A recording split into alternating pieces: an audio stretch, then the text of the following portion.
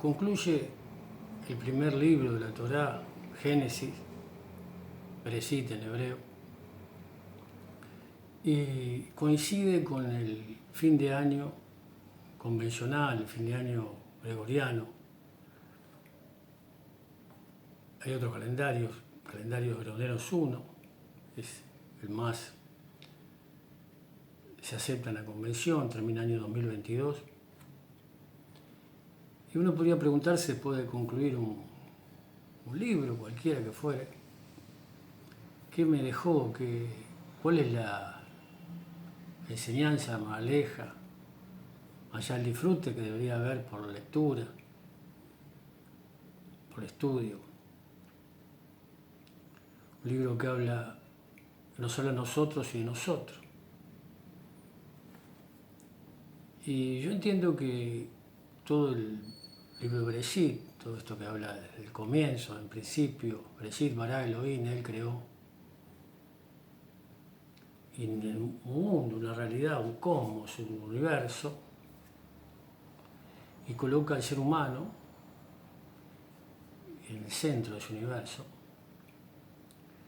Adán, lo humano, lo general, todos somos parte de esa humanidad, una especie, y en todo ese viaje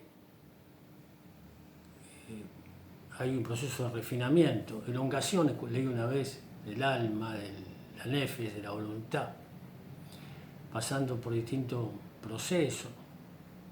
Cada uno tiene su momento. Nimrod, que se rebela contra este orden y impone un orden, primer imperio, podríamos decir, con el que confronta a Abraham. Abraham se le dice, vete hacia ti, de tu tierra, de tu patria, toma distancia de esa imposición de la cultura, de ese mandato social, hasta familiar. Teshuvá en hebreo, pasando por Isaac, Jacob, Labán, la Torre de Babel, hasta Yosef, y él agregará un valor que tiene que ver, yo entiendo, con que es casi un valor artístico, que desarrollar ese valor que es la convivencia. Y en esta última sección, que es Vayejí, se dice en hebreo, y él vivió Jacob 17 años en Misraim, y 147 años, y vivió Yosef 110 años. Hay un momento en que Yosef reconoce que su papá está perdiendo el vigor y acerca a sus hijos para que lo bendiga. Menashe y Efraín. Él bendice primero a Efraín y luego a Menashe, pero también Jacob, en ese momento, esa pérdida de vigor, en esa despedida, podríamos decir, el mundo de la acción y la reacción. Si bien todo, la Torá se desarrolla en el mundo del Olam Abba, es una realidad muy abstracta, para decirlo de alguna manera, espiritual, marca o señala las cualidades de cada uno de sus otros hijos, desde Rubén, primogénito, su vigor, dice, Judá, Shimon y Leví, hasta Benjamín, el hijo de los días, de los últimos días. Y hay una bendición que se realiza en Shabbat, en la tradición sefaradí. En Shabbat, los askenazí dicen que cada día desean, piden que sus hijas sean como Sara, como Ribka o Rebeca, como Lea y como Rachel o Raquel, y que sus hijos sean como Efraín y Menashe. No dice cómo, dice que mis hijas sean, nuestras hijas sean como Sara, la matriarca, pero ¿por qué no como los patriarcas, no como Abraham, Isaac y Jacob? Porque Efraín y Menashe, ese colofón, ante todo ese proceso de refinamiento del alma, de la nefes, de la voluntad, hay tensión, hay competencia entre hermanos desde, el primer fratricidio, Caín mata, asesina a Abel. Isaac confronta se burlan, y la burla, dice, se ríe Ismael de Isaac, un hijo, podría montar en sutilezas históricas, Jacob con Esaú, y todos hermanos conspiran contra este joven, también de 17 años, en su momento cuando cuenta su sueño, y quieren asesinarlo y lo venden como esclavo. Más allá de esa reparación hay como una especie de recelo, porque si uno piensa, una persona que piensa todo lo que hace lo hace con un interés espurio, o tiene rencor en su corazón,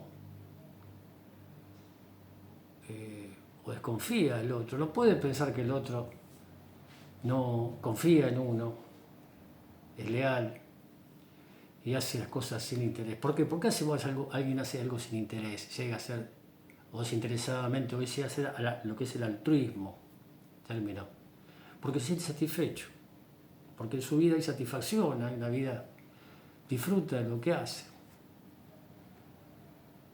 Porque sí, dice caja, se dice en hebreo.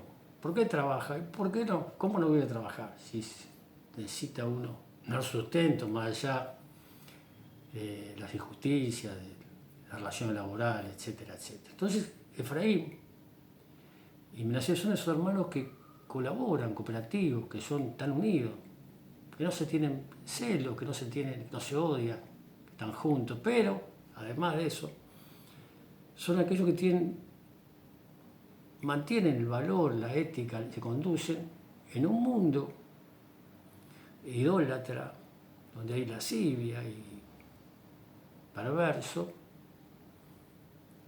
con valores, respetan ese orden, pero no lo que trae Wimpy en su primer cuento de Gusano Loco es no se adapta a ese mundo, pero no es que sean inadaptados.